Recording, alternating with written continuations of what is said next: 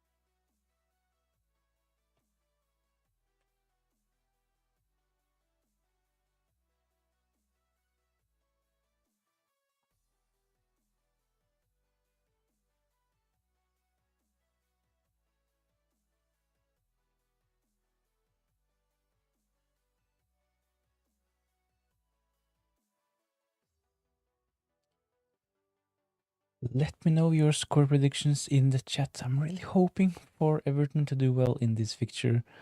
I have Ndiaye, no Sunderland defender. At this point, the Sunderland defense is actually... I haven't really checked their effective ownership, but there are a lot of FPL managers with Sunderland defenders in this game.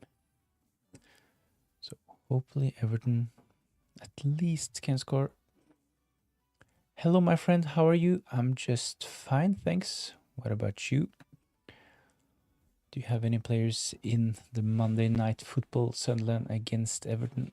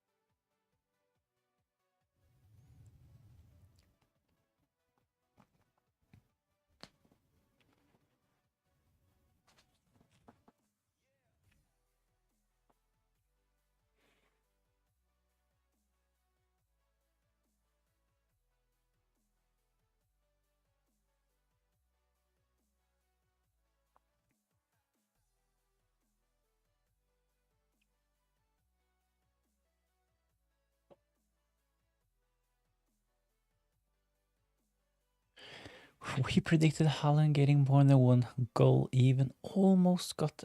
I think that, to be honest, he should have had more than his 2 goals against Bournemouth. Really close to score 3 goals, even in the first half. Really good first half from Haaland. He didn't really have that many chances in the second half, but brace from Haaland. That's just fine. Outscored Gabriel. Charlie, thanks for joining in.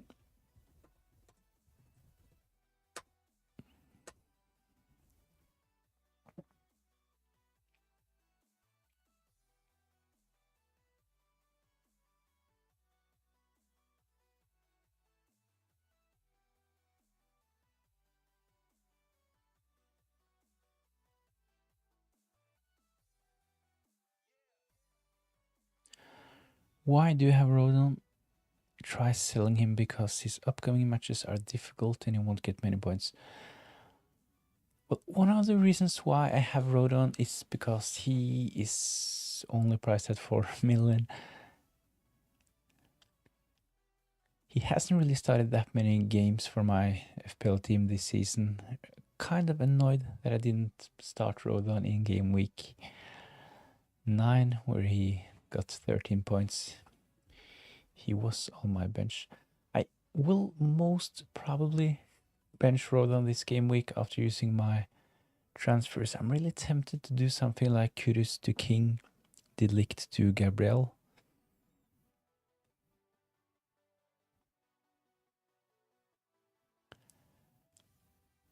If I do those moves, I will have defense with Gabriel Timber. I will have King on my bench. King, Rodon, and Van de Ven. Let's see. Just lost connection with the stream.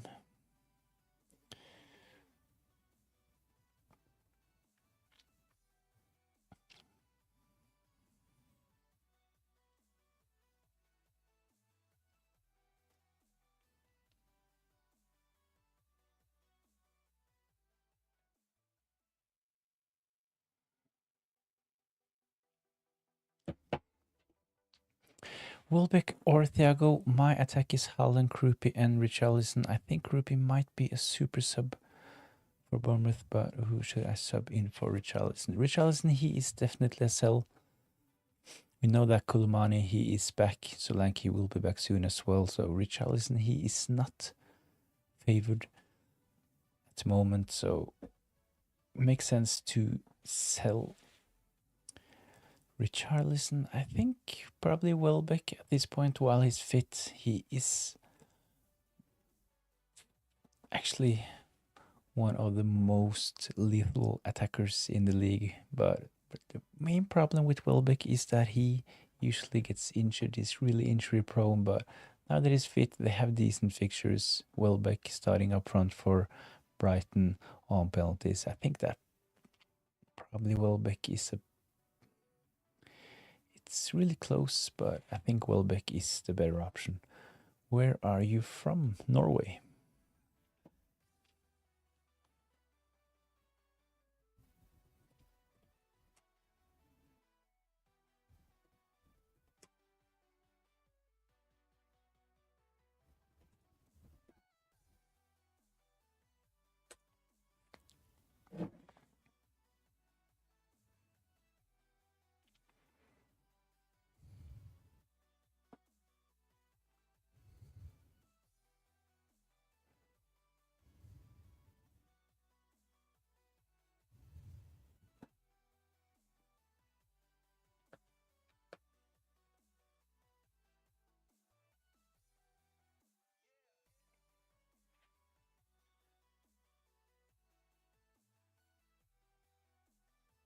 From Egypt. There are a lot of FPL managers from Egypt. Is this mostly because of Mo Salah, or was FPL popular before Mo Salah started doing well for Liverpool?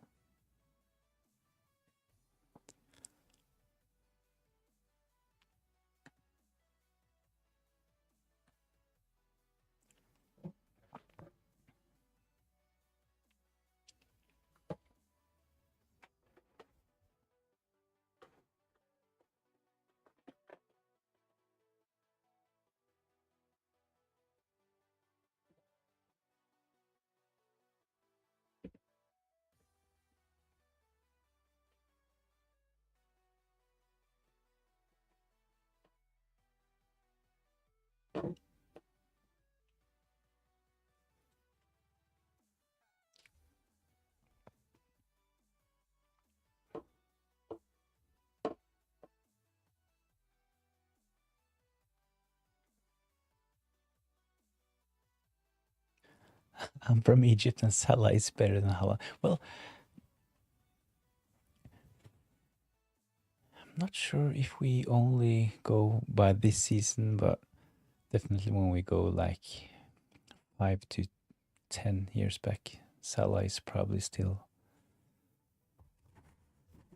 closer to reaching the Hall of Fame, but Haaland, he is breaking almost every goal scoring record there is at the moment. So I think that if Haaland can continue, I think he probably will be remembered as an even better Premier League player than Salah. Thoughts on Shirky? I think that he is a really, really good footballer. Is he a really, really good FPL asset? Not really sure they have so many options. We saw in game week 10 as well, he got subbed off. Will he continue to start week in, week out? I'm not really sure. I would like to see him play more consistently before considering bringing him in, but he is a really good player, 2 assists. It's not like that he assisted twice. He played really well all throughout the game, so I think that he is a really, really exciting player to watch, but I'm not really sure if he is good enough when we consider his FPL credentials. So it's a wait and see for me, but definitely want to keep on your watch list.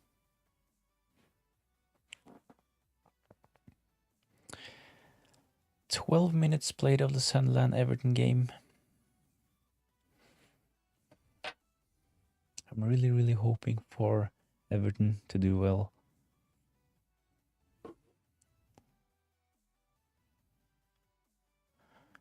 And of course, an Ndiaye return would be a bonus.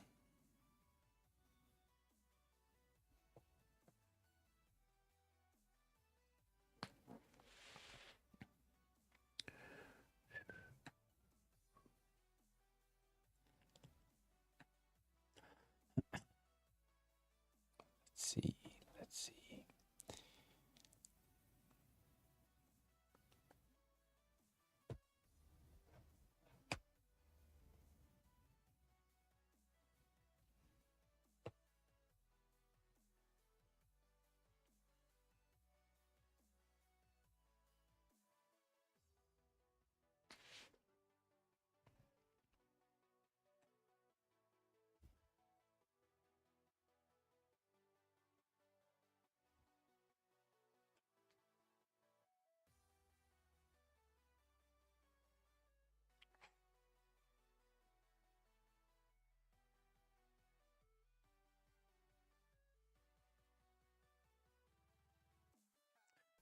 Al-Ahly is better than Man City, and if Al-Ahly played Man City, they would win by at least 10-0.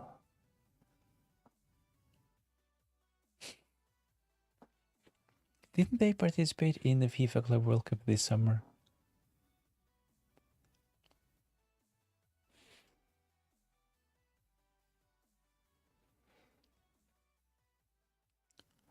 I was a bit surprised by those teams from outside of Europe, to be honest.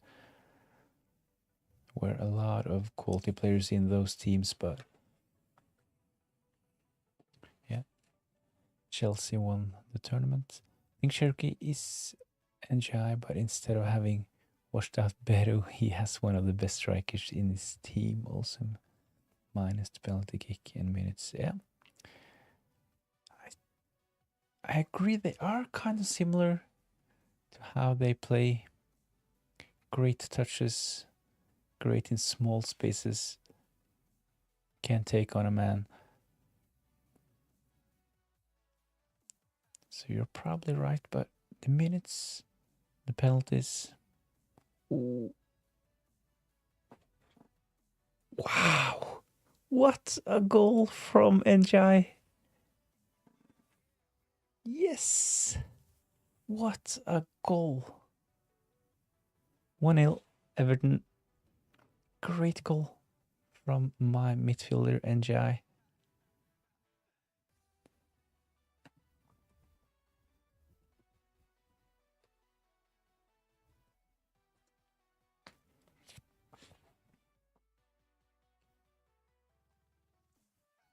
Will there be a free kick? Hopefully not.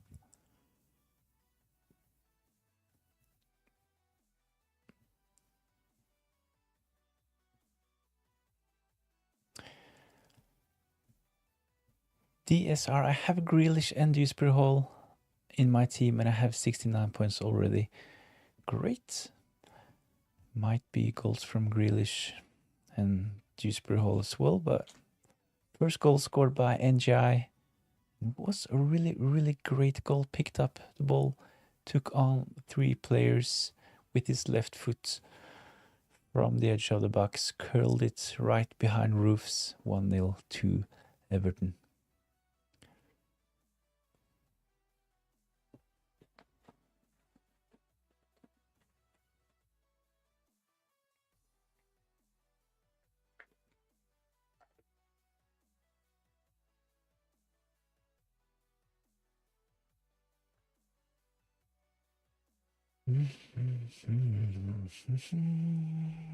Wish Malhotra, hey man, hey, thanks for joining in.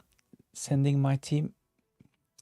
If you're interested, like Wish Malhotra, go head over to X, post a picture of your team selection ahead of game week 11 or your game week 10 score if you want to look at your score so far this game week, and I'll get it up on the screen.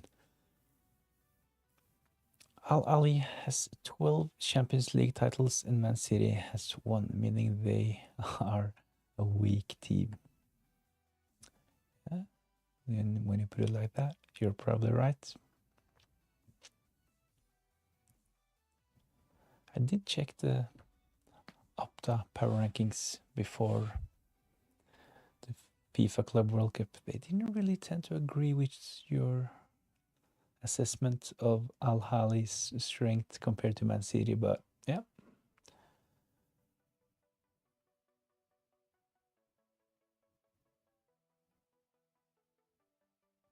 Ooh.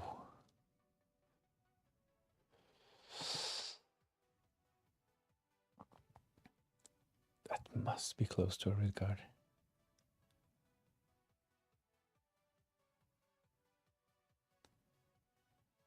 Sadiki picked up a yellow card.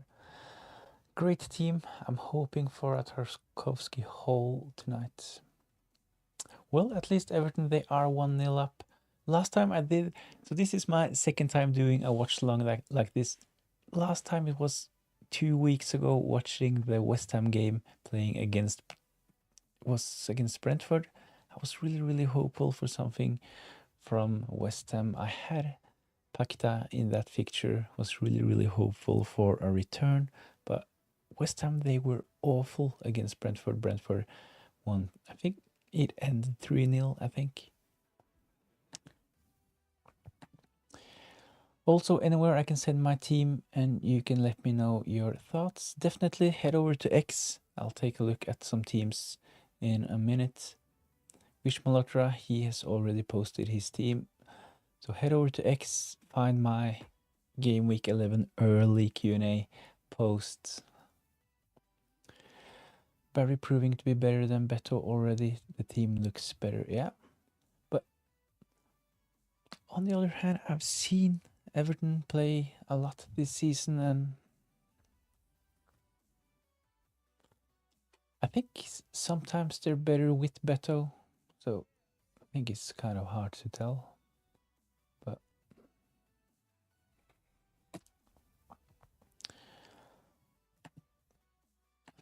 let's have a look at a couple of teams.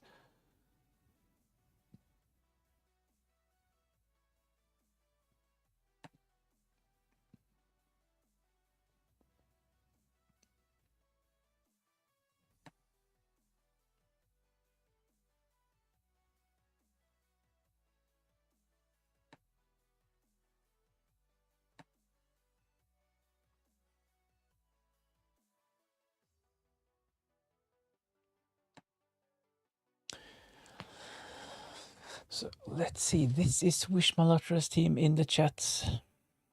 In goal, a double up on Arsenal with Raya and Gabriel. Reece James, ooh, nice. Playing at home against Wolves, really good fixture. Sorry. Richards as well against Brighton, a triple up on Crystal Palace with Richards, Sarr and Mateta. Mateta captain, I like that. Senesi playing against Aston Villa. Semenyo, Bruno Fernandes. Yekresh.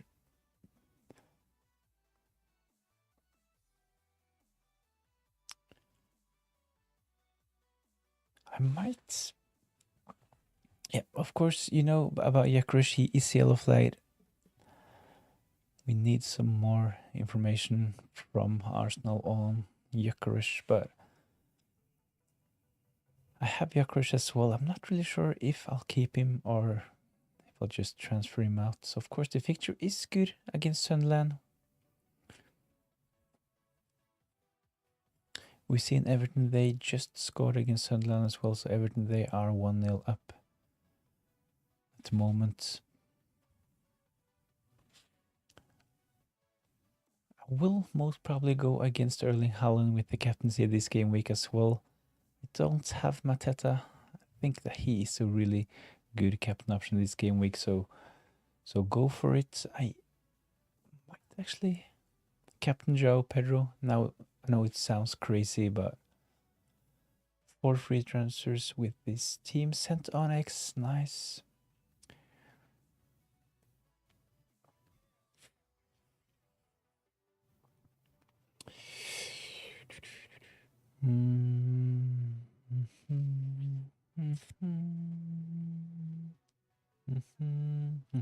Which team do you support in Norway? Bodø/Glimt. They are probably the best team, but if I had to say one team, it would be most probably Vålerenga, I'd say.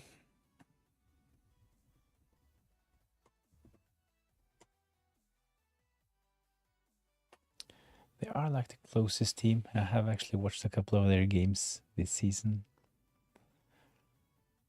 I don't really follow the Norwegian league that closely. I know there are a lot of FPL managers playing both games, both FPL and the Norwegian fantasy game. I think there are a lot of English guys knowing more about Norwegian league than I do, to be honest. Gyökeres to Welbeck, Kudus to Rice. I thought about Gyökeres to Welbeck with this team, but you have Richards. Probably if you do Gyökeres to Welbeck, go for a 3-4-3 with Kudus in, I'd say.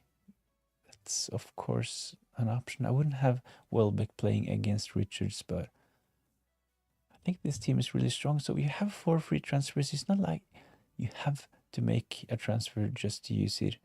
You can save up and have up to 5 free transfers next game week, but I think this team is really strong. But maybe something like Gyökeres to Welbeck and just start Kudus instead of Richards. What's the biggest club in Norway in terms of support fans? Probably Rosenborg.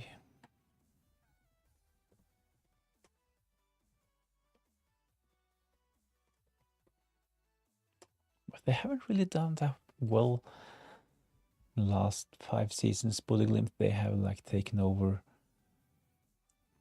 And they are definitely the best team at the moment. Ooh.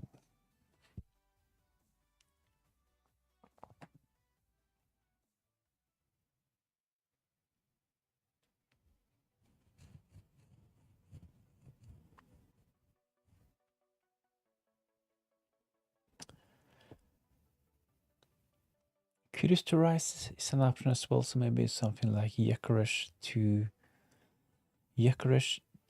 Welbeck, Kudus to Rice, and then bench Richards. This will give you a really, really strong team in game week 11, in my opinion. Gyökeres to Welbeck, Kudus to Rice. I think Kudus, most probably, he will drop in price tonight.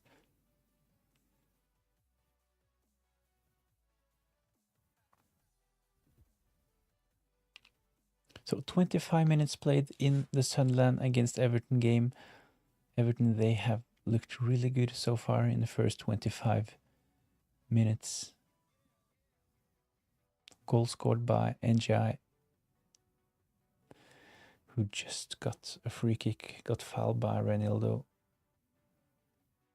Ndiaye, he has looked really, really good in the last couple of game weeks. Started with a really good performance against Man City in game week 8. Looked good in game week 9 as well, and just scored a goal against Sunderland in game week 10. So not Igor Thiago. I think Welbeck actually at the moment is a better option compared to Igor, but it's really close, so both of them can, of course, deliver. Both of them on penalties, both nailed on. I just think that Brighton, the fixtures are really good for Brighton, and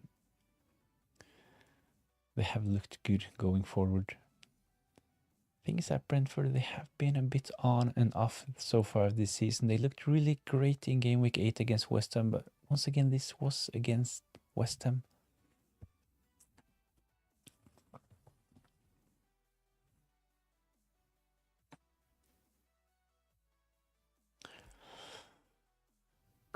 Are you a Barcelona or Madrid fan? I think this is kind of a hard question. I'm not really supporting any of those clubs, but I loved watching Ronaldinho for Barcelona. This was like from 2005 to 2008, probably around that time. But after Martin Ødegaard joined Real Madrid, I think it was a lot of Norwegians paying a bit more attention to Real Madrid, but of course he didn't get that much game time for the first team. But who is seen as Norway's greatest ever footballer? Solskjaer, Haaland, Berg. Gotta be Ronnie Johnson. I remember those guys. I actually started supporting Man United in the 90s when players like Solskjaer, Ronnie Johnson, and Berg, all of them played for Man United in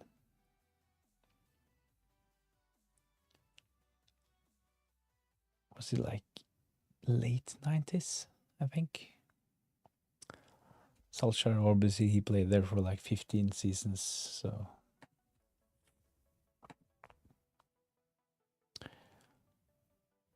I think that Erling Haaland, he is actually getting close to be up there with the best Norwegian footballers because he has taken so many records. He is the most scoring player for the Norwegian national team already, so at some point he will definitely be remembered as the best Norwegian footballer. What's wrong with telling the truth? Why won't you say that Cristiano is generally better than Messi?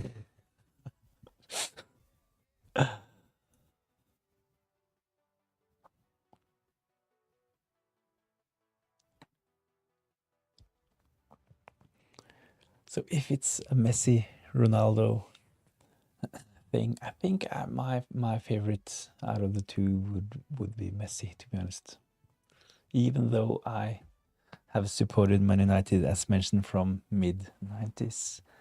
I really loved watching Ronaldo when he played for Man United, and this was actually when I started playing FPL. I remember the game against the free kick against Portsmouth. I remember this still. So if Jakrush is fine, then what do I do with Kudus? If Jakrush is fine, I would probably just have Kudus on the bench, even though if he's dropping in price. I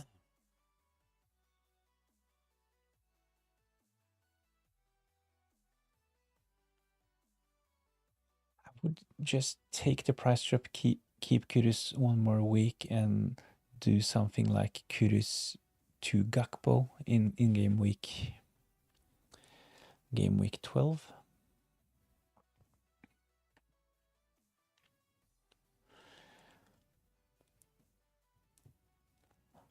I will be planning to get in at least one Liverpool player really suit myself. They have really good fixtures, but of course in game week 11 playing away against Man City.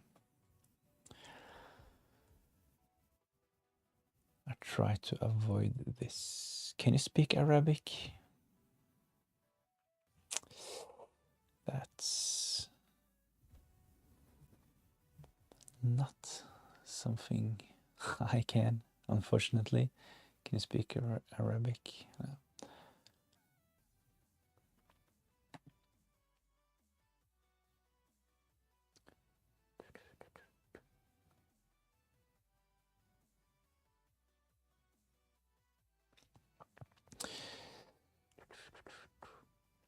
let's see, Orange Apple posted his team as well.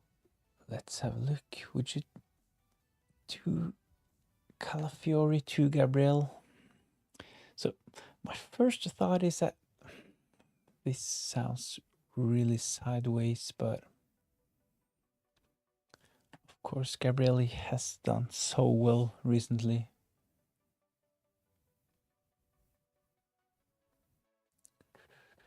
So I can see the temptation. I was really close to bring in Gabriel rather than Timber in game week 7, but yeah.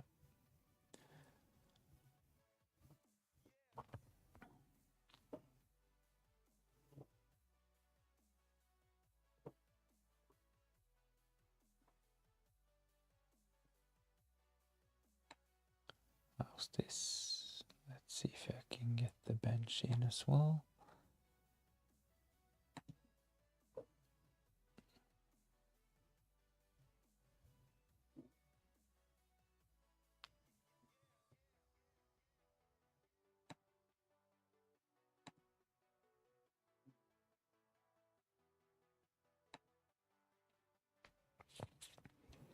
There we go. So this is Orange Apple's team. Would you bother doing Calafiori to Gabriel or not worth a free transfer?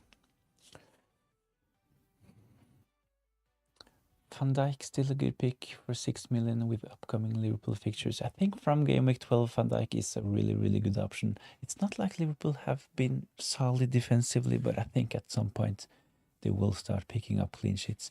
I haven't really seen any dates for the return of Alisson Becker, but surely those fixtures have to create some form for Liverpool after their tough fixture in game week 11. So let's have a look at this team as well. A double up on Arsenal, Raya, Calafiori, Senesi is in as well, Richards. So kind of a similar team to what we saw from Wish Malhotra, especially in defense. Enzo Fernandez in midfield, Sar, Semenyo, and Saka, and up front Mateta, Foltmade, and Haaland. On the bench, Rodon, Van Dijk, and King.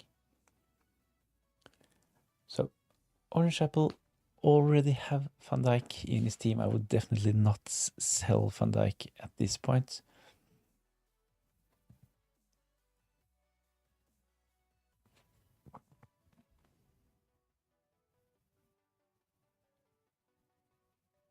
I think this team looks really strong. You can definitely save a transfer. Did you say in the post how many free transfers you've got? Let's see. 2 free transfers, 0.3.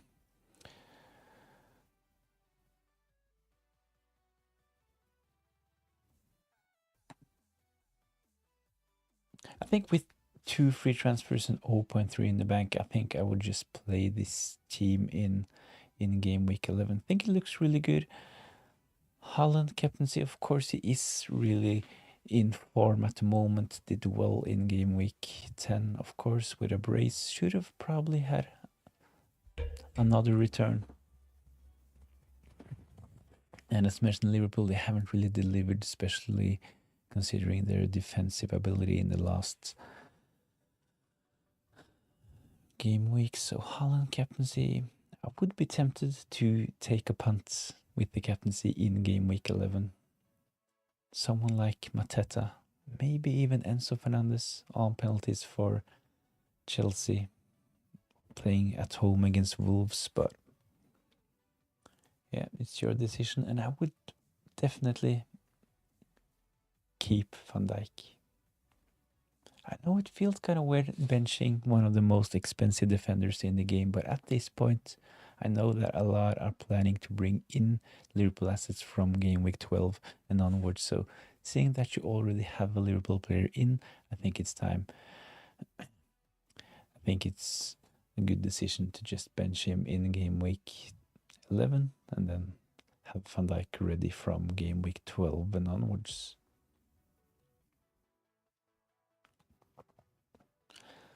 So as mentioned, with 2 free transfers, 0.3 in the bank, I would just play this team and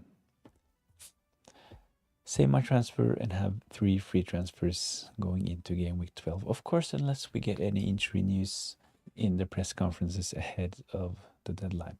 I'm a kickboxer and I have the African Cup tournament in Egypt. Come along, the venue will be Cairo Stadium.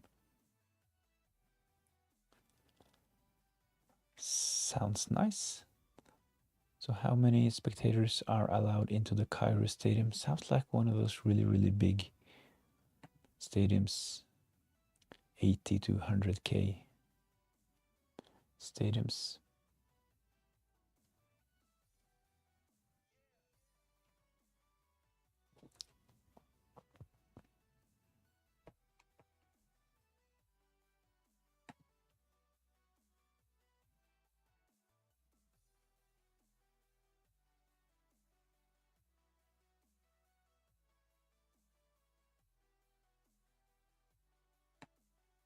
Hi, refs or Donnarumma, who to start?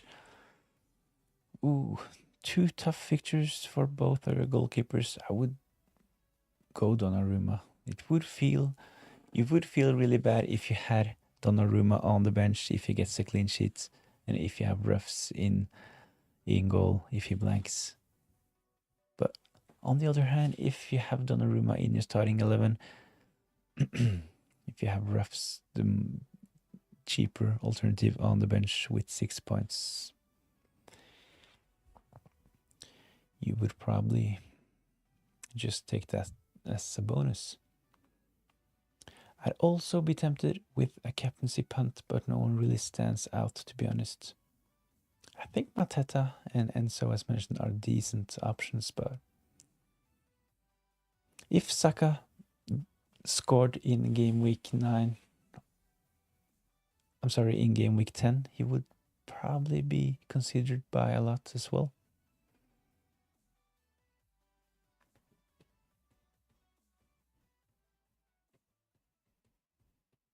But of course, I can see the temptation of going Erling Haaland. He will most probably be the most captain player in game week 11, even though Man City have a tough fixture. So I think Erling Haaland is the safest option. I, as mentioned, would be tempted by both Mateta and Enzo Fernandez. One equal start Minte. Yes, probably. It's kind of hard to tell. Depends on who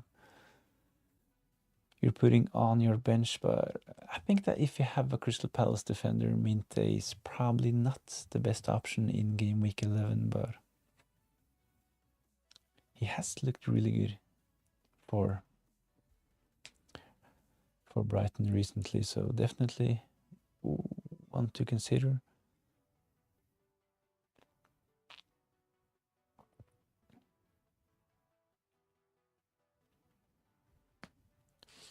"38 minutes played in the Sunderland Everton game.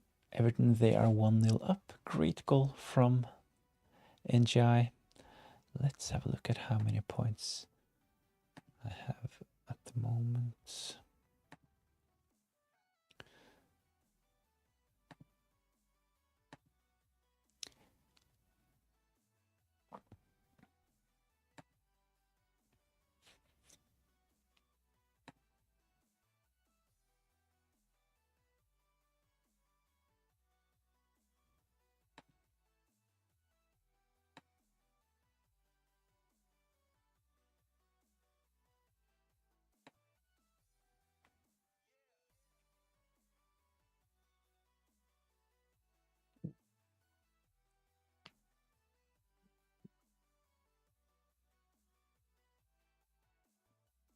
Mukiele is down. Is he injured?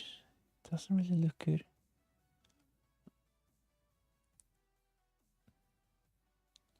Idrissa Ganagay and Mukiele clashed into each other. It was offside. Let's see what happens. Oh, there will be a lot of frustrated FPL managers. Ooh, Ghana, he's really... he will probably be fine. That hurts, but I don't really see Mukiele being injured after that collision. I have Tarkovsky and Enzo, who to pick for captain next game week aside from Holland. I think Enzo is a decent option. We talked about Mateta as well, and actually at the moment I'm considering to captain João Pedro in game week 11 for the good fixture. He looked really good in game week 10 in my opinion. I know he blanked 5 game weeks in a row before game week 10, so yeah. Let's see, I speak French, German, English and Arabic, so you should learn Arabic because it will benefit you later. And I'm 18 years old. Wow, that's really impressive, to be honest. French, German, English and Arabic.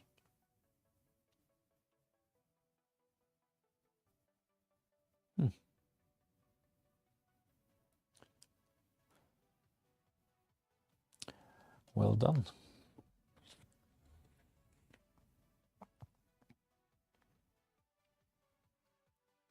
I can actually speak a bit French, but it's been some years now since I been practicing French, so I can understand a bit of German as well, but my Arabic is not the best. So English is my second language.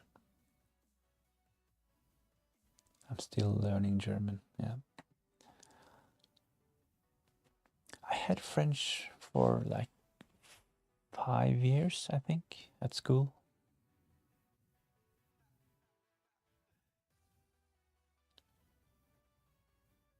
Je parle un peu français.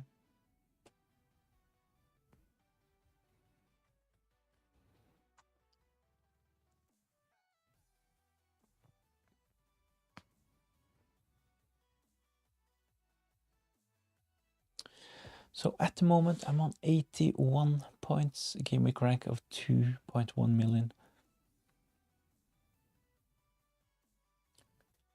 I think Ndiaye has looked really good. I haven't really checked the DEFCON for this game, but definitely Ndiaye, he has to be close to 10 DEFCONs at this point.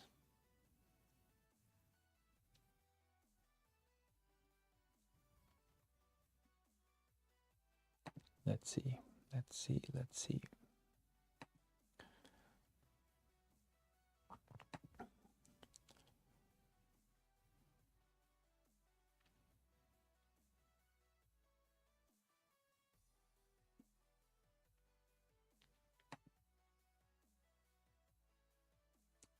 It's only 4.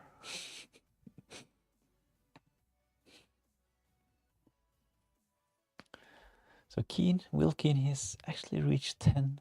O'Brien 5, Ghana 5, Grealish 5 as well, Ndiaye 4. Hopefully Ndiaye can reach 12p.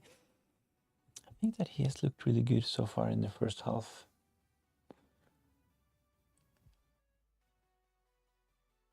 Should I keep Fault Mother?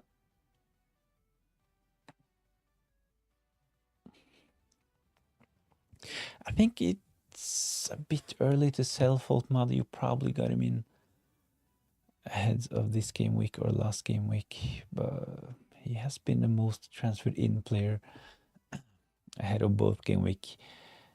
Is it 8, 9 and 10? Can't really remember if he was that popular ahead of game week 8, but I think the fixture for Newcastle in game week 11 playing against Brentford, I think this potentially can be a really good fixture for Newcastle. And I think that Anthony Gordon, I think he is the first choice penalty taker for Newcastle, but ever since he got back from his suspension, he hasn't finished a game. He's always been subbed off around the 60 to 70 minutes mark. So Fault Mother, I don't necessarily see him as a sell at this point.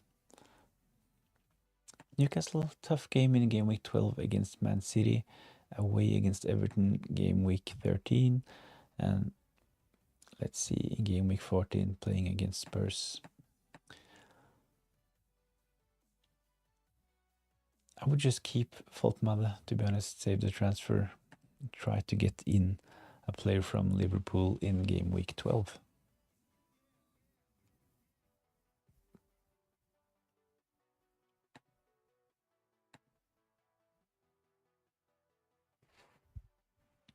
Oh, Lightning, hey man.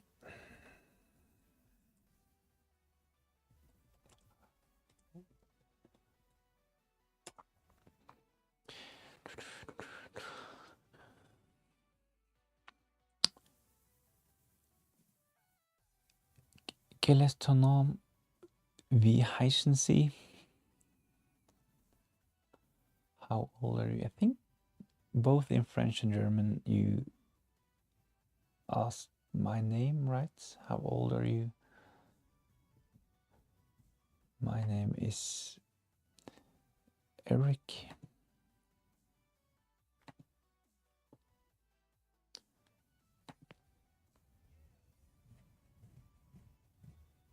A bit frustrated because why didn't I buy Ndiaye instead of Sar? I think you're good at Sar. He was really unlucky in game week 10. Should have probably had a brace in game week 10 as well. So it may as well be the other way around in game week 11. So Sar, still a really good asset to own. He's on my watch list. He's in my team. So, of course, it's a bit frustrating having a player blank, especially if it was like a 50-50 decision. So, how did he miss that 1-on-1? Yeah.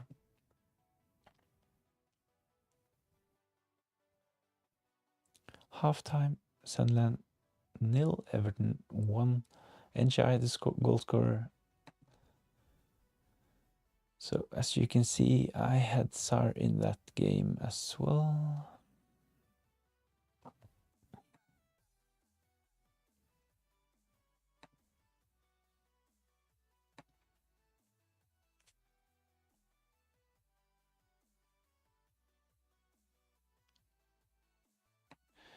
No, you have to say it in French. Yeah, right. Did I actually answer in English? I was like watching the game and trying to do something with the FPL page as well.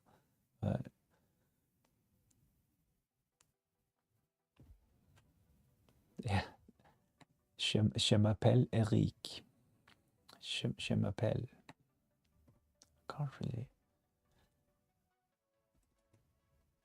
Good week for you. Yeah, 81 points. I was actually on a green arrow before this game, so with Ndiaye in, it's definitely going to be a green arrow for me this game week. So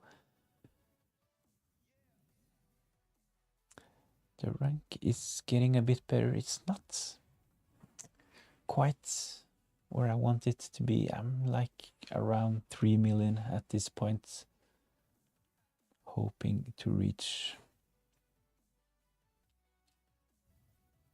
top 10k. Will be really hard, of course, but I started in game week 1 with one of my worst game weeks of this season. Had a really tough start for me. I was ranked 9.5 million, something like that, after game week 1. Let's have a quick look. Oops.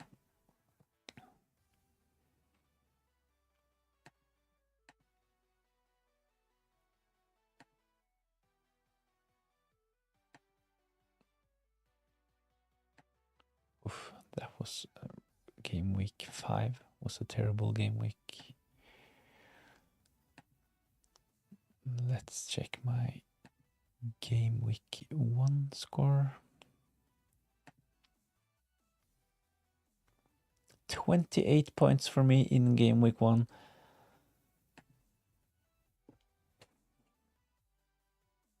$9.3.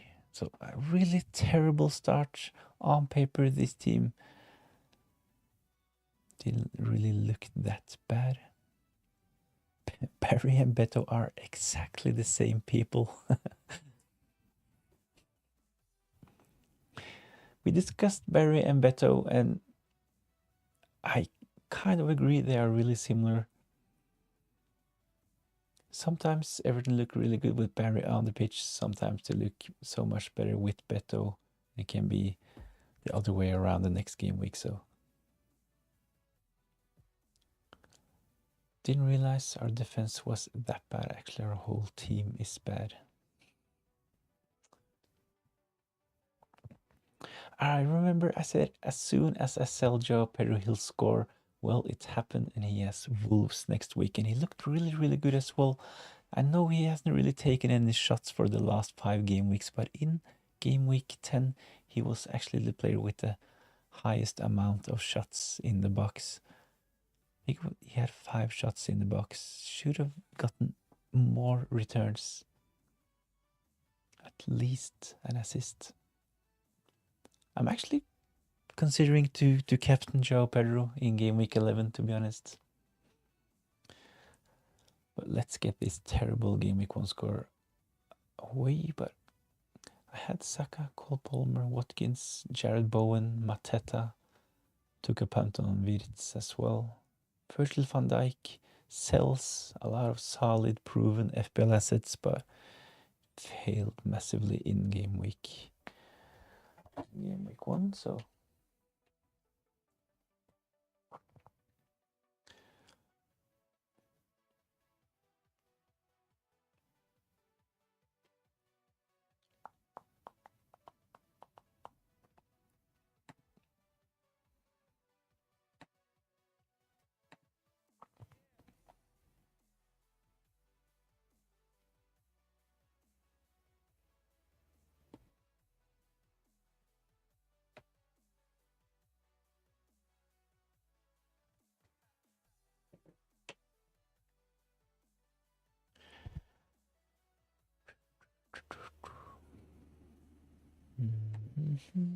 So what I'm considering, I will of course wait for news on Gyökeres, but I'm actually considering to do something like Gyökeres to Mateta, especially if he's confirmed to be out.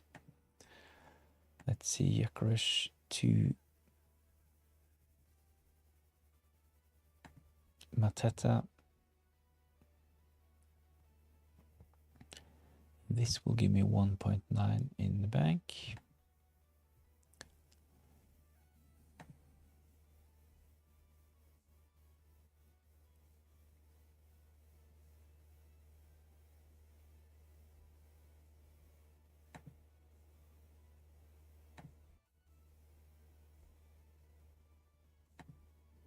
So if I do Gyökeres to Mateta, I will be able to sell De Ligt and bring in Gabriel.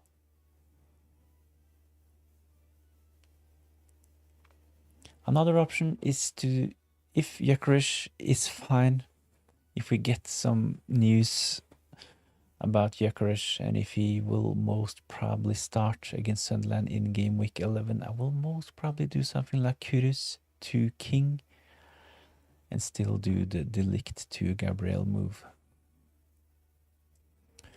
Oh, Lightning, I bought SA this week. He's not looking very promising for minutes nor threat. Didn't really look that threatening in game week 10, but he did well in game week 9, so he might as well look good in game week 11. The thing is that SA, is he actually nailed on for Arsenal at this point? They have a lot of solid options. So Saka will most probably play. They have Martinelli, Trossard, players like that. So while everyone is fit, I think I don't necessarily see SA as a sell at this point if you got him in last game week, but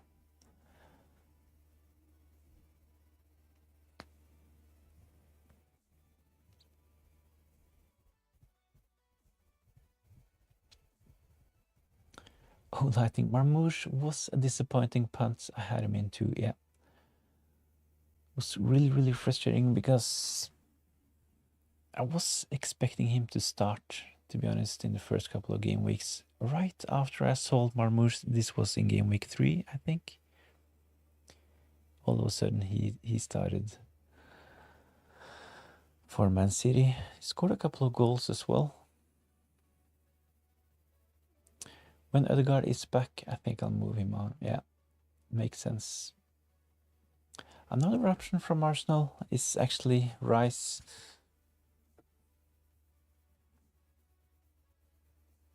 Didn't expect to hear myself saying that Rice is a good FPL asset, but considering def counts and the fact that he is contributing with both assists and goals as well, Rice at this point is a really good FPL asset. So he's on set pieces, free kicks, corners.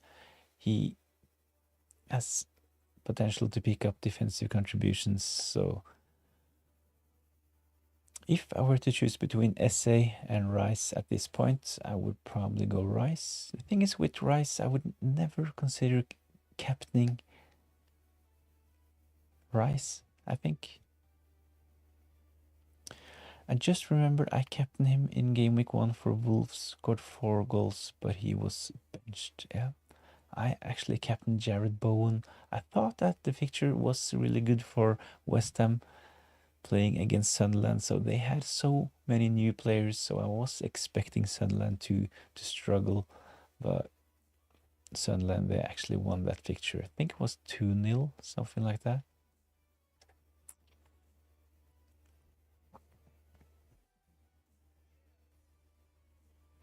So if you're interested in having your team reviewed, head over to X, post a picture of your team selection under my latest post.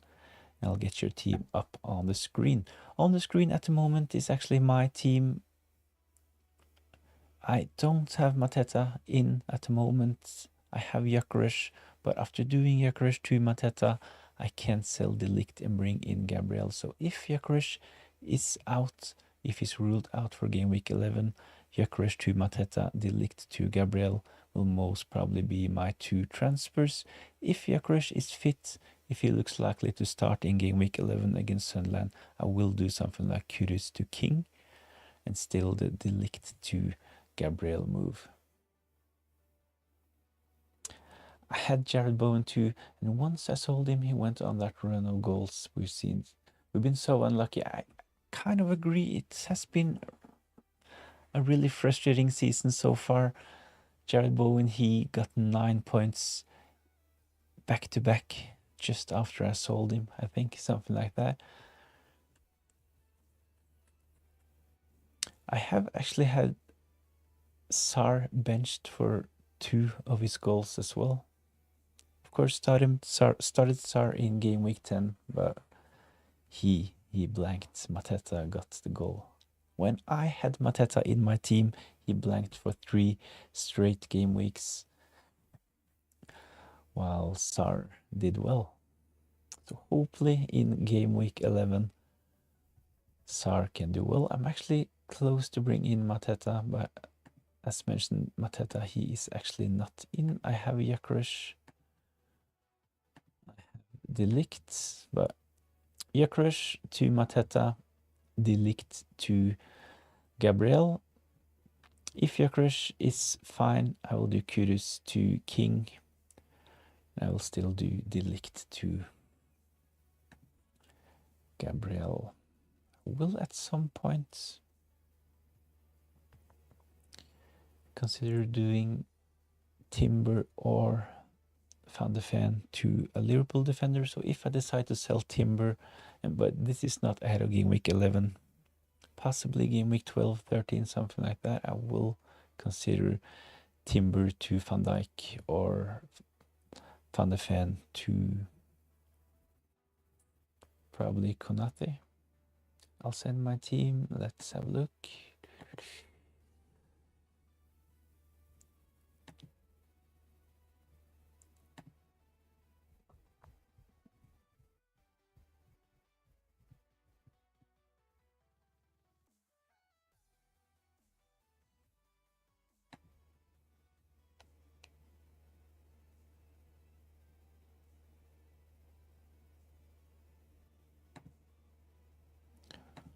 Oops.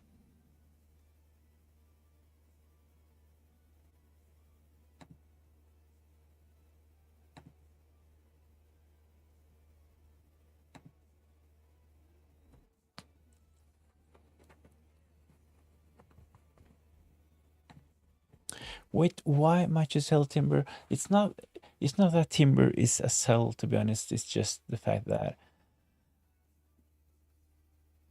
Arsenal's fixtures, they will turn, and Liverpool, I think it will be great going for some differential players. I'm right that I haven't really checked my rank, but it will be something like 2.93, between around 3 million. So I need to like be a bit different. And there are a lot of FPL teams with both double, triple up on Arsenal defense. So at some point I have to take a couple of punts.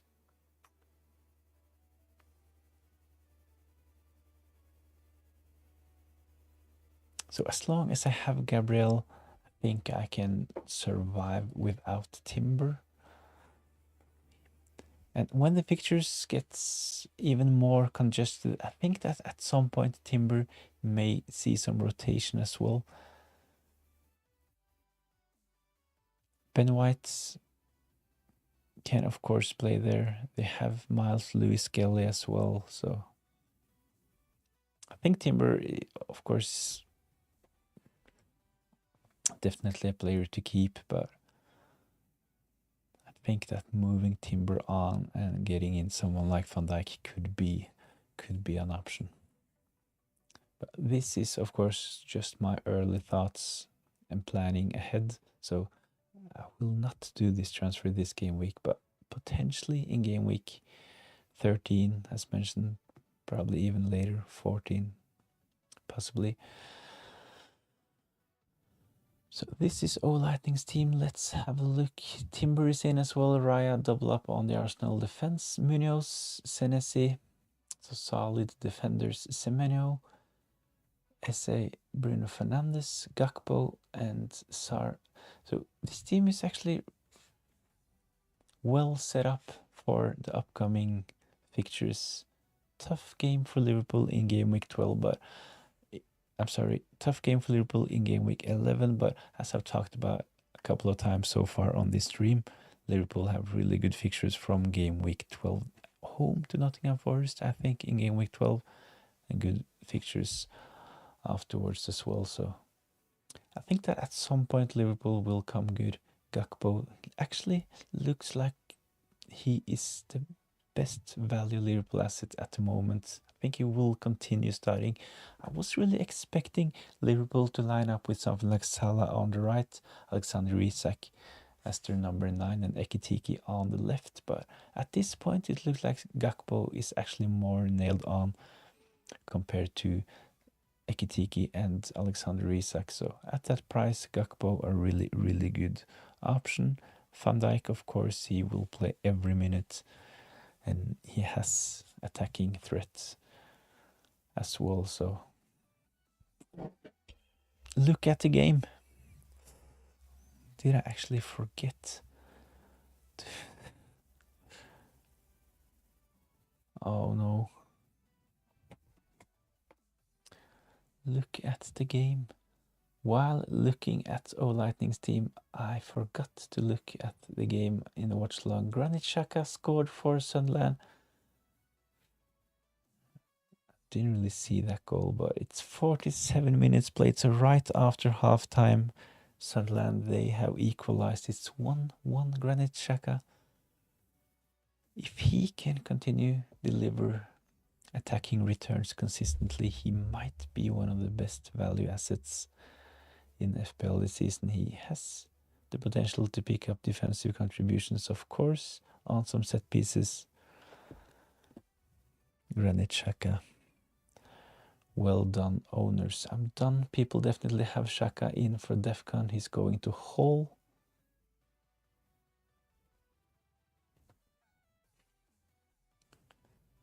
So, a really good start to the second half for Sunderland.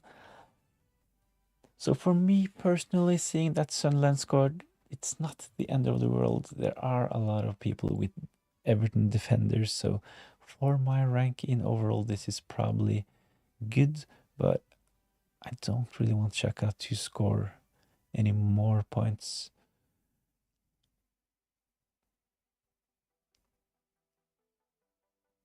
Ooh. Sunderland close again.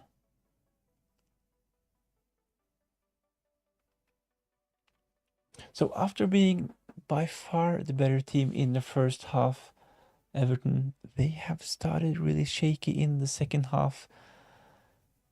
We're only 4 minutes into the second half, but they have already conceded 1 goal and 2 big chances. So Sunderland, not sure what they have been doing in the locker room at halftime, but they look really good in the first 5 minutes of this second half.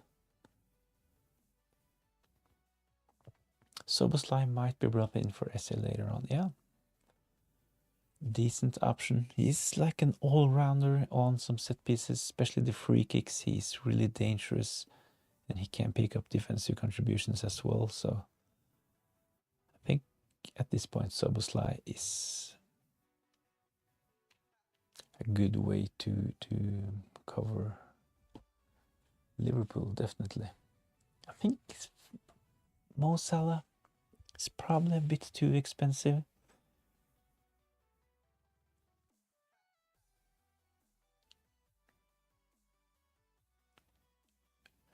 Shihab Musad, he will probably not agree with the Mo Salah verdict.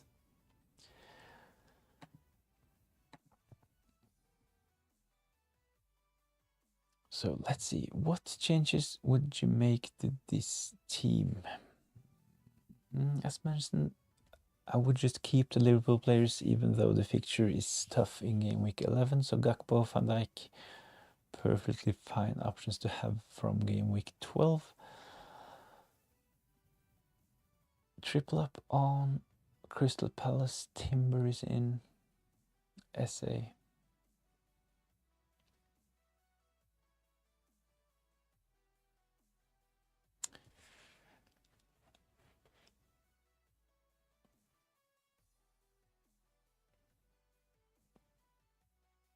SA to Soboslai, as mentioned. I think this is a good move with this team. I would be tempted to consider doing something with Semenyo as well. The last couple of game weeks, he hasn't really looked that great. His ownership is really high. Bournemouth, they have tougher fixtures coming up, so I think SA probably would be my first priority, but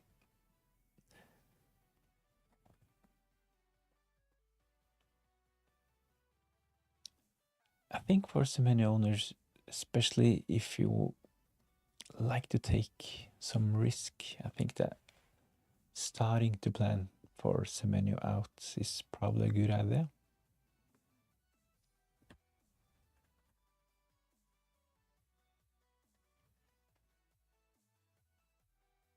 Yeah. From game week 13, their fixtures gets a bit better. That's true. They have a couple of tough fixtures coming up. Don't really remember exactly. Let's see. In game week 11, Bournemouth, they are playing away against Aston Villa. In game week 12, they are. It's actually from game week 12, the fixture is getting a bit better because in game week 12, they're playing at home against West Ham. Then they're away against Sunderland in game week 13, home against Everton. Then they have Chelsea in game week 15, away against Man United in game week 16. So I would say that the fixtures are mixed for Bournemouth, but in game week 17, the fixture can't get much better. So it's at home against Burnley in game week 17, but I think that the fixtures are kind of mixed for Bournemouth. So the safest option is probably to just keep Semenyo, considering his ownership, but yeah, if you want to take a couple of risks and be a bit different than selling Semenyo, could be an option. As mentioned, I think that first priority with this team would be to look into probably something like you mentioned yourself, SA, into a Liverpool midfielder. I think the triple up with Gakpo, Szoboszlai and Virgil van Dijk will give a lot of points from game week 12. I mean, they're okay, but not the best. The fixture difficulty rating is Schalke, yeah. So we're 54 minutes in. We're gonna get the first substitute for Everton. They always do this substitute. Kind of makes sense. Two really similar players, as mentioned earlier on the stream as well. Beto is getting ready to enter the pitch.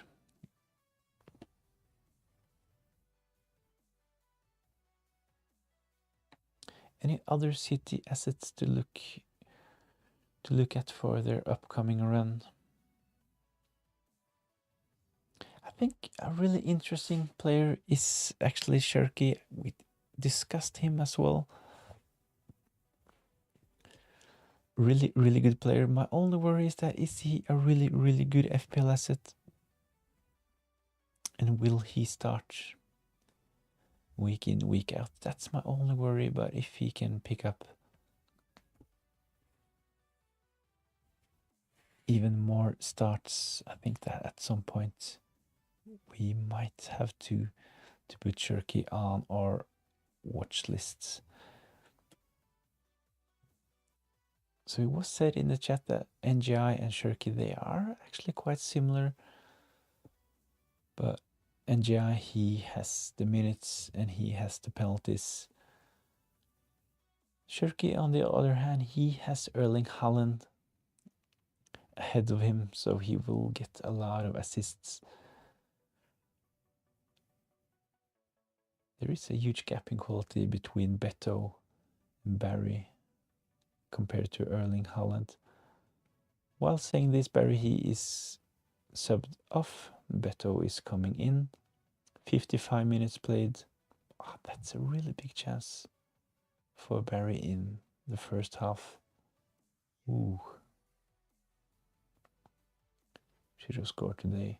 So, as mentioned, Everton, they looked really good in the first half, but first 10 minutes of the second half, Everton, Sunderland, they have been the better team.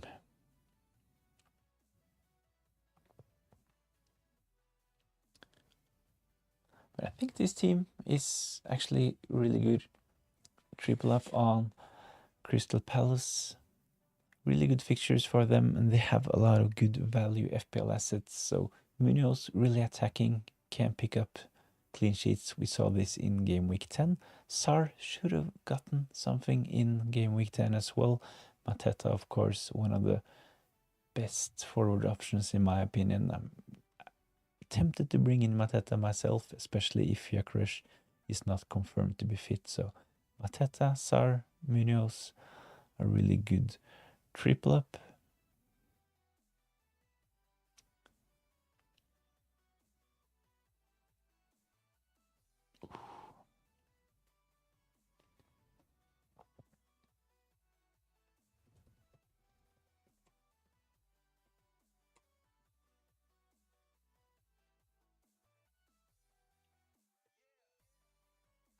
The thing is that with Man City, the minutes for most other players is a concern.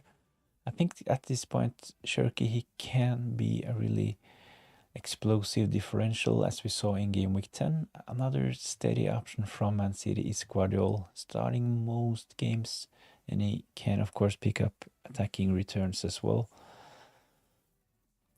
But the players like Savinho, Doku, Grealish, I wouldn't really consider those players at the moment.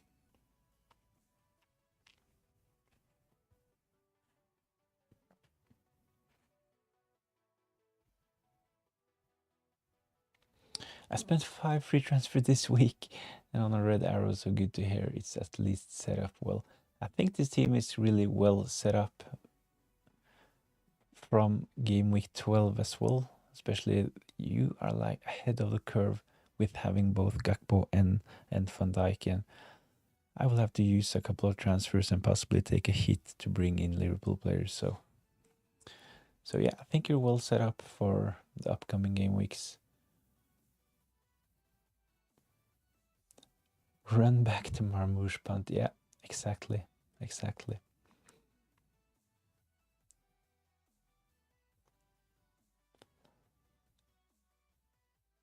MCOC is here. Hey, first time here. Hey, thanks for joining in. How are you? Are you watching the Sunderland Everton game?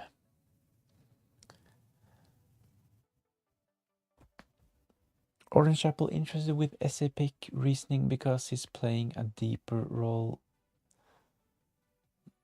Thanks. Do you think the benching is correct for this week? Van Dijk first bench, Rodon, and then Gui. Yeah, I would have Van Dijk first bench with his team.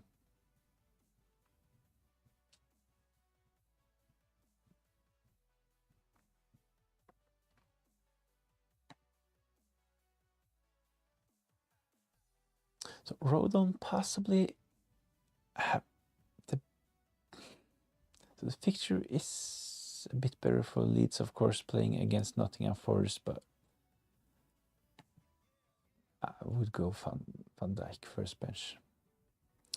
No, not really watching. Sunderland, they just scored against Everton, so it's 1-1. Everton by far the better team in the first half, and Ndiaye, my midfielder. Finally, I got a return on one of those watch-alongs. Ndiaye, he is actually down at the moment, getting treatment. 60 minutes played. I was really hoping for defensive contribution points from Ndiaye, so really need him to stay on the pitch. At the moment, he is receiving treatment. Hopefully it's nothing serious. So Everton best in the first half. They were 1-0 up. Right after the second half kicked off, Sunderland, they scored, and they had a couple of other big chances as well. Ndiaye, he's up on his feet.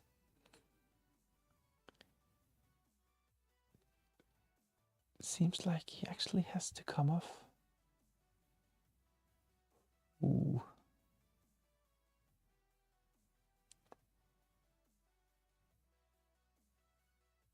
Yeah. Ndiaye. Ooh. Looks like Ndiaye is done for the evening.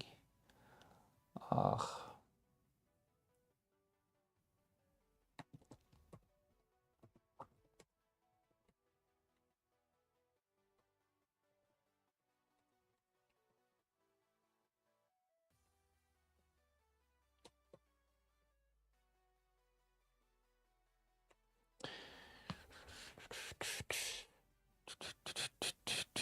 Ooh.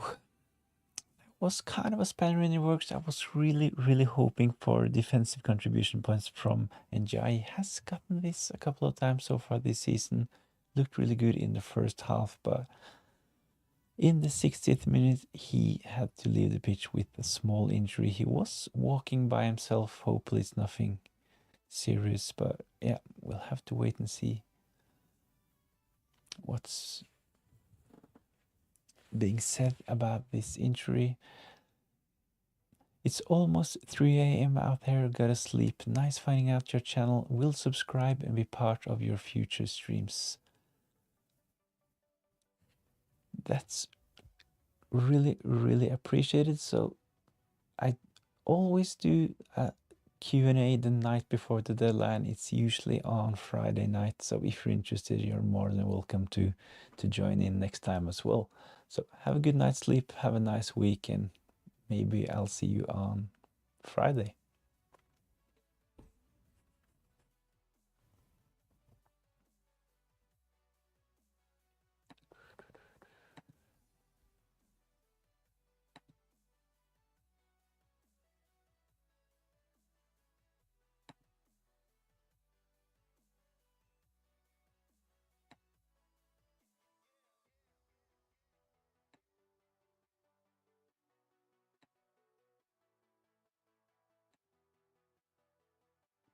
So if there's others in the chat that haven't liked the stream or subscribed to the channel, that would be really, really appreciated. I think that the more likes, the more visible this stream gets and the more people will join in. So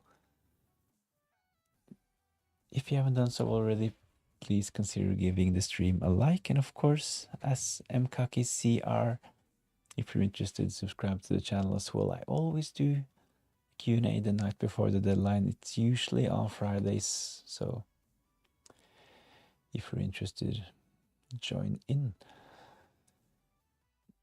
Smith United, which forward to sell first, Faultmother or Pedro? I think at this point, Joe Pedro,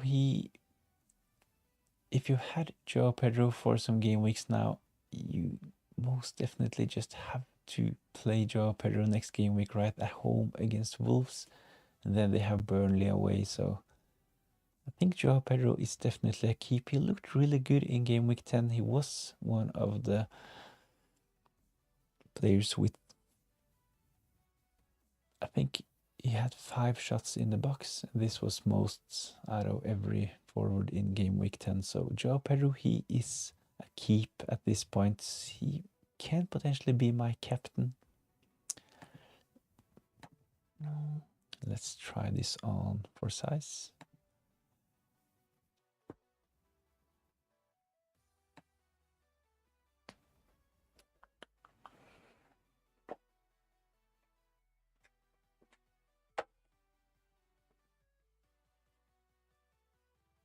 So I guess that you probably want to get Mateta, right? So you have Erling Haaland, Faultmother, and Pedro.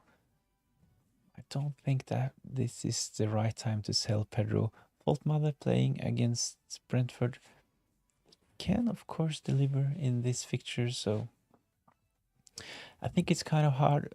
Pedro, I would give Joao Pedro game week 11 and game week 12, but after this, I definitely think that Joao Pedro can be sold. Nice teammates. Luke Hopkins, thanks for joining in. Nice team. Hopefully this team can deliver in game week 11 as well. I'm on a quite solid green arrow so far this game week, 82 points.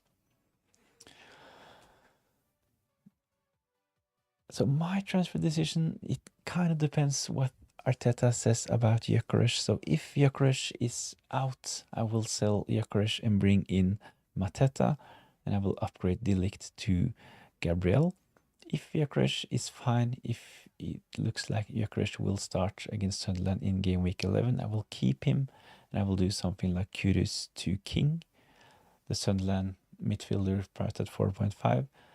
And I will still do the De Ligt to Gabriel move. Love the content. Keep it up. Thanks. Really, really appreciate it. I started doing those live streams last season. I have been making team selection videos for a couple of seasons, but I haven't really spent that much time.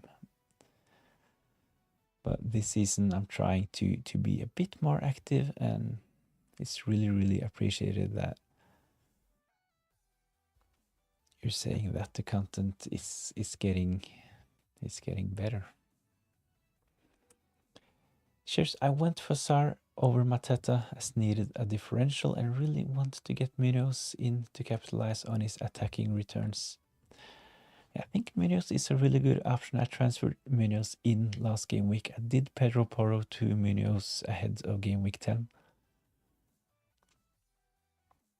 He didn't pick up any attacking returns, but of course he got the clean sheet, so that's 6 solid points. Let's see.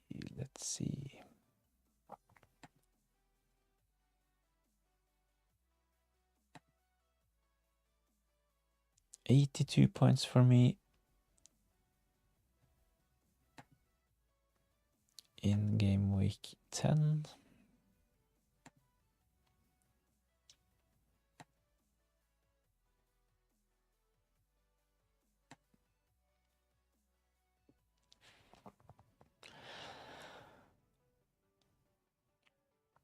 I think that's pretty good. Game week rank 2.1 million. So better than 10 million managers this game week. I had a terrible start. I had this up on the screen like 30 minutes ago. I started this season ranked as 9.5 after game week 1. A lot of proven and solid FPL options just failed me. So I started the season with players like Jared Bowen, Mateta, Saka, Cole Palmer, Sells in goal, Van Dijk in defense, but all of them blanked in game week 1 and game week 2. So a terrible start. Played my wildcard in game week 3, and I actually have gotten green arrows since. So hopefully this will continue.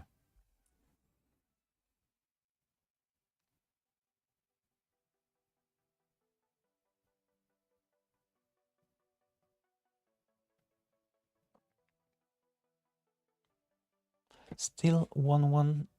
I need to upgrade. I need to update the text. Still says that it's 0-0. That's not correct.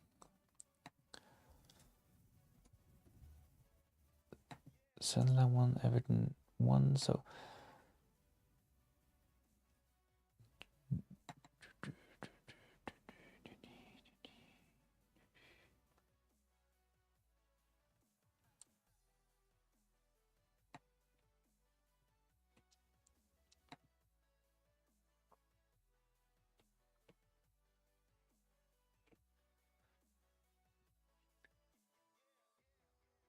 it's 70 minutes played, 20 minutes left. Everton, they were by far the best team in the first half, but in the second half, Sunderland, they have looked much, much better. So at the moment, it's 1-1. 20 minutes left, and Everton, they are really struggling against Sunderland. So if I were to bet on the next team scoring, it would be Sunderland, to be honest. Ndiaye, he has been taken off. He lasted 60 minutes, so 7 points. Let's have a look at the bonus in this picture. Hopefully he can pick up some bonus points. Xhaka, he will, especially if we don't get any more goals in this game, Granit Xhaka, he will definitely get 3 bonus. Ndiaye, he's actually on 2 bonus points at the moment.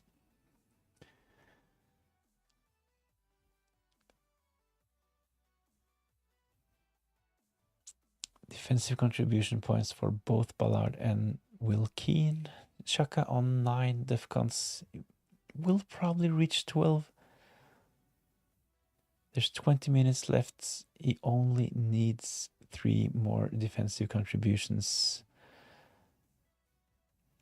This is definitely doable for a player like Granit Xhaka. So it can potentially be a whole double-digit return from Xhaka this game week. Is actually owned by 5% of the managers. But as you can see on the screen, Sunderland, terrible pictures coming up. They have Arsenal in game week 11, Fulham away, Bournemouth in game week 13, then they have Liverpool and Man City. So Sunderland pictures can't be much harder for them going forward. So of course, if you're on a wildcard, having one of their 4 million defenders on the bench is probably fine, but Will Keane, is this a penalty? VAR checking. That looks like there's no penalty for Sunderland. It was definitely a handball from Will Keane, but VAR looked into it, but no penalty given. It's a corner. Xhaka, he is taking most set pieces for Sunderland as well. At the moment, he is taking a corner with his left foot. Let's see what happens.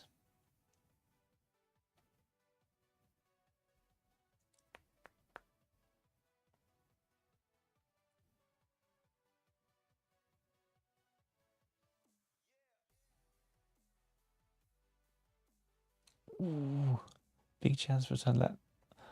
But the ball is clear. So let's put up a quick poll as well.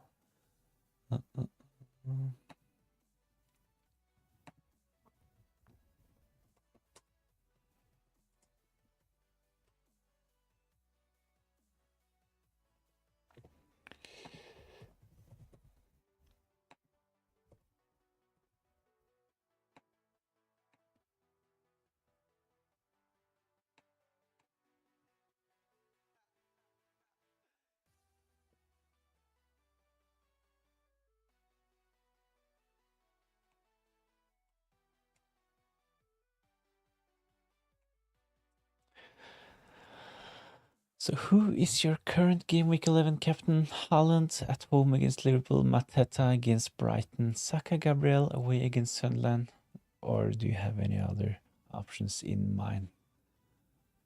I think that I would have voted out of those options Haaland. So for me, it's actually between Erling Haaland and Joe Pedro. So let's get my team back on.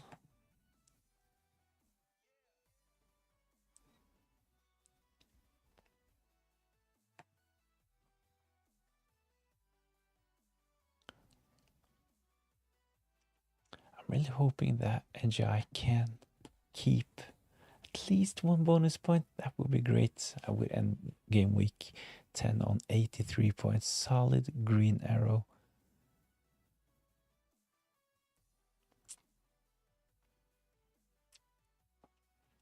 So 75 minutes played, 15 minutes left of this game. Sunderland, Everton. Everton, best team in the first half. Sunderland, they have been the better team so far in the second half. Ndiaye had to leave the pitch with an injury. Hopefully it's nothing serious.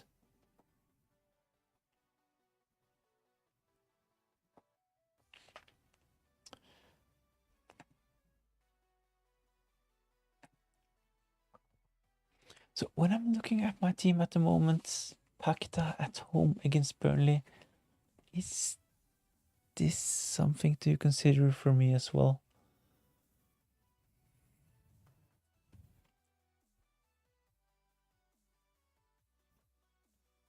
Probably not. Even though he looked good in game week.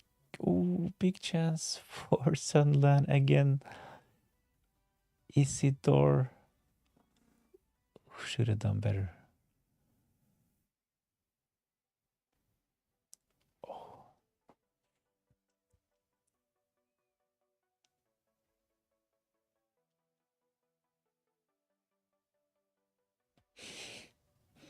I think Everton, they are a bit lucky at the moment that it's still 1-1 in this game. I still think that Sunderland will score.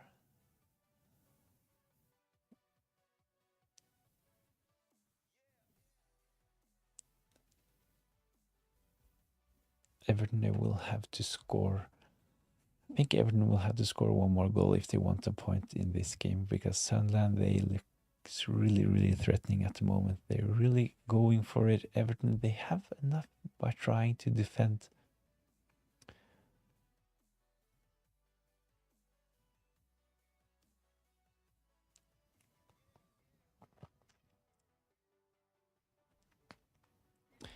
So if you're interested in having your team reviewed, head over to X, post a picture of the team selection under my latest post, and I'll get it up on the screen.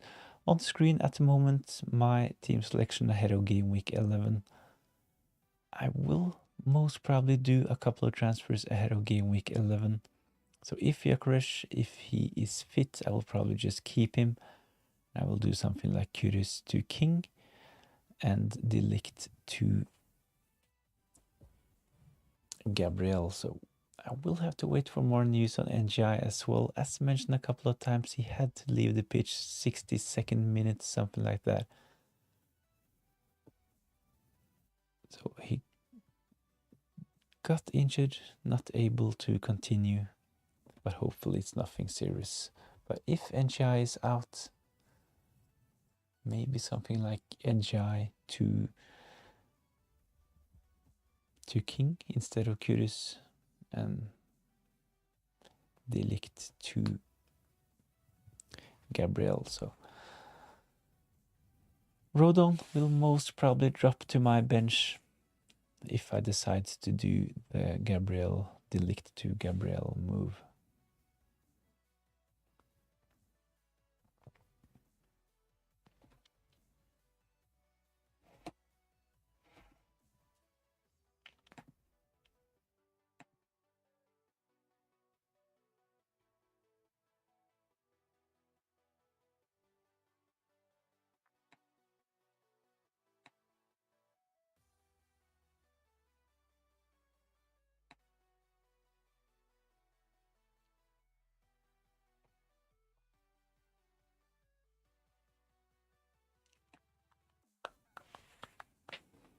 So 6 days until the deadline. I usually do those streams the night before the deadline and at the same time, just a couple of hours before the deadline. I have tried at one other occasion to do a watch long like this on Monday night, so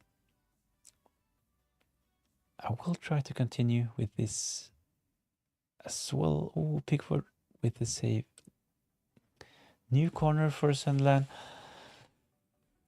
So if you're interested, I do weekly Q&As. Sometimes I do those twice. It's always the night before the deadline, and since the deadline is usually on a Saturday, the Q&A is usually on Friday night.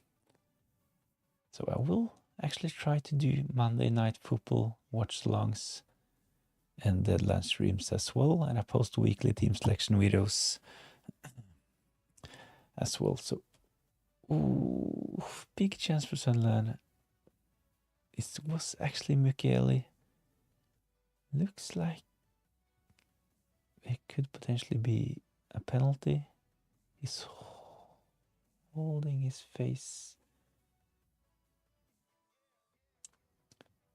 Did he get... Was that Tarkovsky? Like, ooh.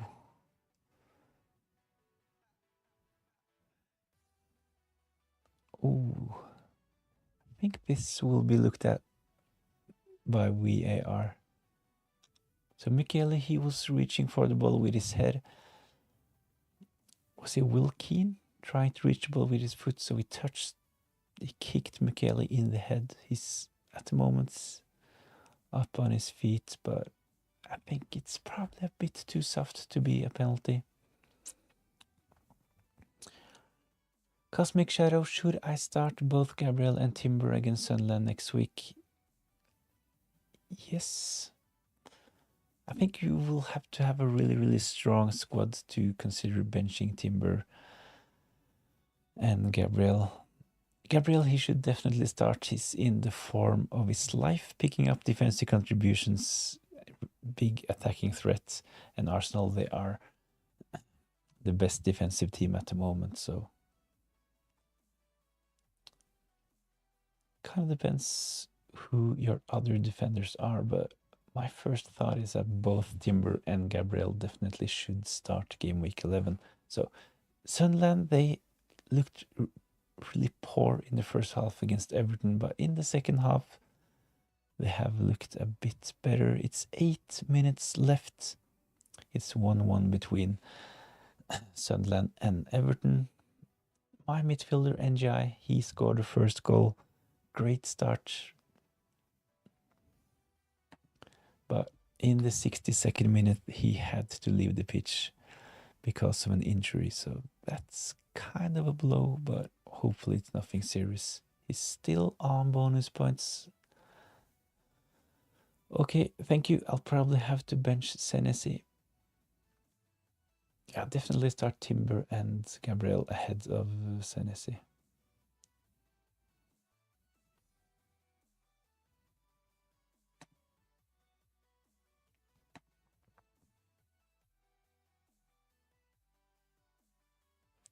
So Senesi is a decent option, but Aston Villa, they have looked a bit better recently compared to what we saw in the opening game weeks of the season. So playing away against Aston Villa, I don't really see this as a good fixture at the moment.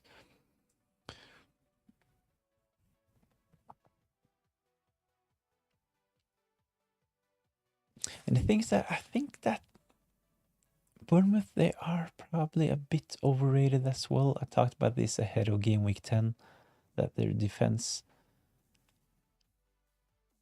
hasn't really been that great, and this was one of the reasons why I talked about the Haaland captaincy. They were like 18th for expected goals conceded, something like that, and they had second most shots on the target in the last 4 game weeks. And of course, Semenyo, he has been great. Senesi has done well picking up defensive contributions, but other than this, Bournemouth, they haven't really been that good so far. So I'll definitely start my 2 Arsenal defenders and bench Senesi in game week 11.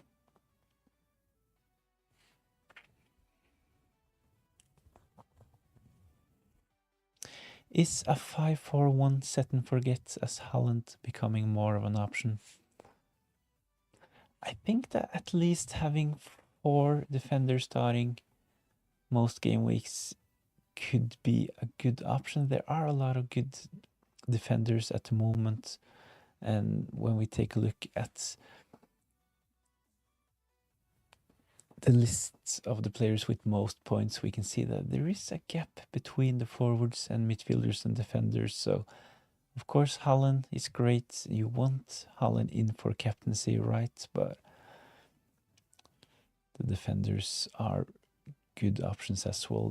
My only worry with spending too much in defense is that you will not have that many captain options going forward. And Man City, they have tougher fixtures as well, especially in game week 11 already. They are playing against Liverpool. I'm not sure if I will captain Erling Haaland in game week 11, to be honest.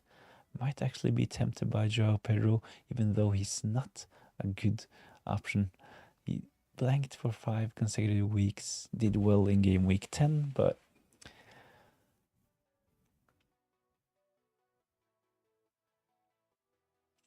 Joao Pedro is definitely not locked in as my captain. I made the switch, let's see, I had it on Joao Pedro like this. Okay. So I think it looks good, Joao Pedro at home against Wolves. I really love the picture, but of course, as mentioned, he did well in game week 10, but before this, he wasn't even shooting. He had like 2 shots in 5 games. But on the other hand, he has the highest amount of shots so far in game week 10 with 5 shots in the box for Chelsea and an expected goal of 1.30. So yeah, Joao Pedro might still be my game week 11 captain. In the captain poll, Haaland, he is the favorite, 71. Mateta is second. So if I decide to do the Gyökeres to Mateta move, Mateta will probably be my captain. Feels hard to go against Haaland on his form, yeah.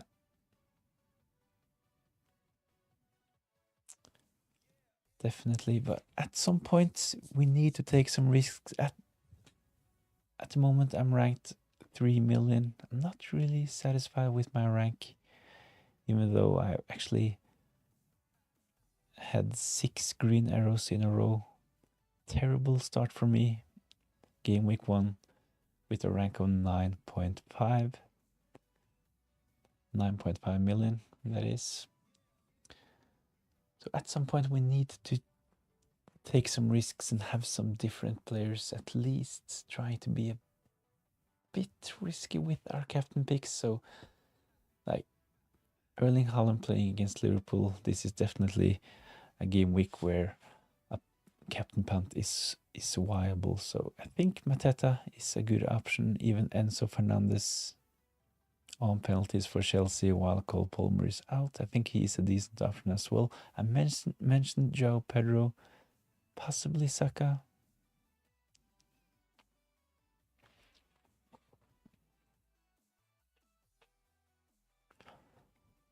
But of course, Saka, he blanked in game week 10, so I don't really think there will be a lot of Saka captainers in game week 11. So it's 89 minutes played. We're getting close to an end to this game. It's still 1-1 against Sunderland, so this has been a game of two halves. Everton by far the best team in the first half, but Sunderland, they started the second half really well, scored early on, and they have been by far the best team in the second half. They have been close to scoring. Will be interesting to see the expected goal for Sunderland in this second half, but at the moment still 1-1. We're getting close to 90 minutes. I think that 1-1 in this game is close to being the perfect result for me, to be honest. I have Ndiaye, the goal scorer for Everton. I don't have any Everton defenders, so 1-1 in this fixture. I'll definitely be satisfied if this is the result. Smith United, yeah, Saka has been a frustrating pick, tempted to drop down to Rice instead and reinvest elsewhere. Definitely an option. Rice taking most set pieces at the moment, both corners from the left hand side and some direct free kicks. At that price, I think he's a really good option at the moment. He can, of course, pick up defensive contribution points as well, so I think Rice is a really good option. But would you ever captain Rice? I'm not sure if I would captain Rice.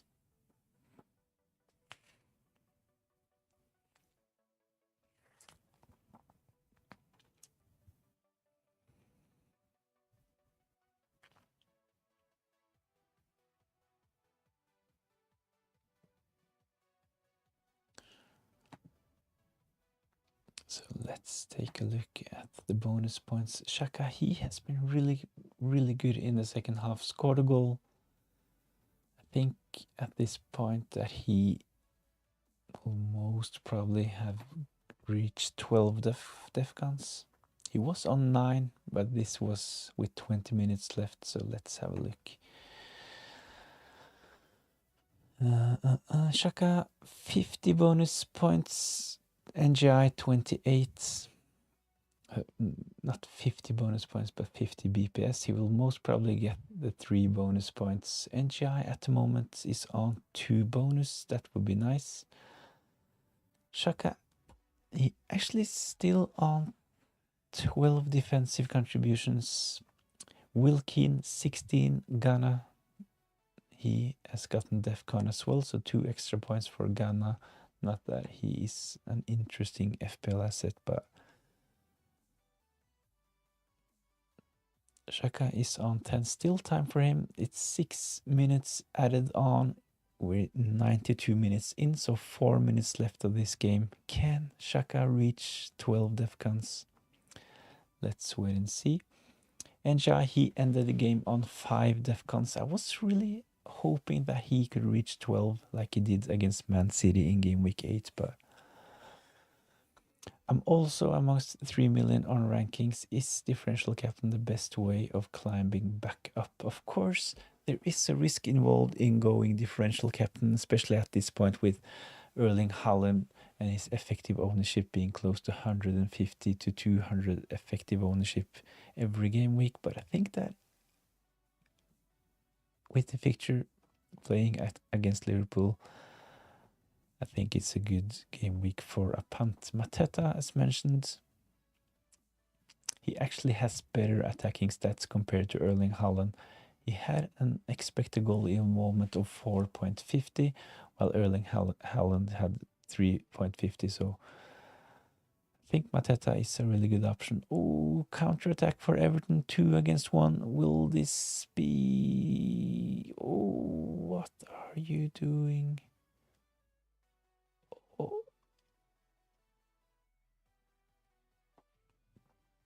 Big chance wasted for Everton in the 95th minute.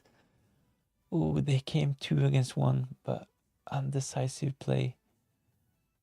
Was it Alcaraz? Probably was. Ndiaye, he should have been on the pitch. He would have made sure that was 2-1 to Everton. Oh, Sunderland in attack. Cleared by Tarkovsky. Jack Grealish with the ball, and they cleared it. So this will probably be 1-1.